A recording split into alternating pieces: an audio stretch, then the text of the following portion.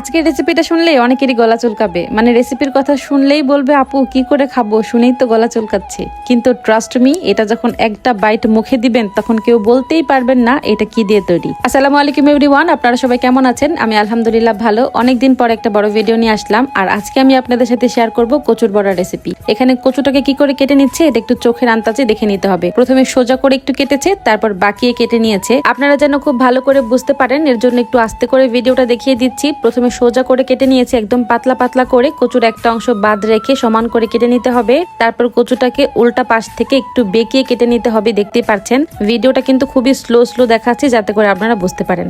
আশা করছি বুঝতে পেরেছেন। না বুঝতে পারলে একটু বারে বারে দেখে নিবেন, দু একবার ট্রাই করলে কিন্তু হয়ে যাবে।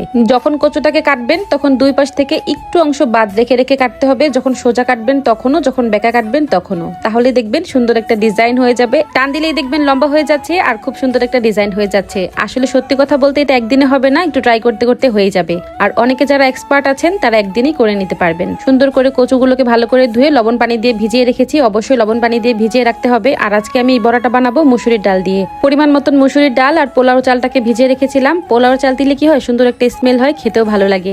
আপনারা চাইলে চালের গুঁড়া আর বেসন মিক্স করেও কিন্তু বানিয়ে নিতে পারেন, অথবা বেসনের জায়গায় বুটের ডাল ভিজিয়েও কিন্তু বানিয়ে নিতে পারেন। যেটা দিয়ে বানান না কেন খুবই মজা লাগে। চাল ডালটা বেশ কিছুক্ষণ ভিজিয়ে রেখেছিলাম, এখন সুন্দর করে ব্লেন্ডার করে নিয়েছি। ব্লেন্ডার করার পরে দেখতে পাচ্ছেন কেমন হয়েছে, ঠিক এইরকম দেখতে হবে। এর থেকে বেশি পাতলা করলে কিন্তু খেতে ভালো লাগবে না।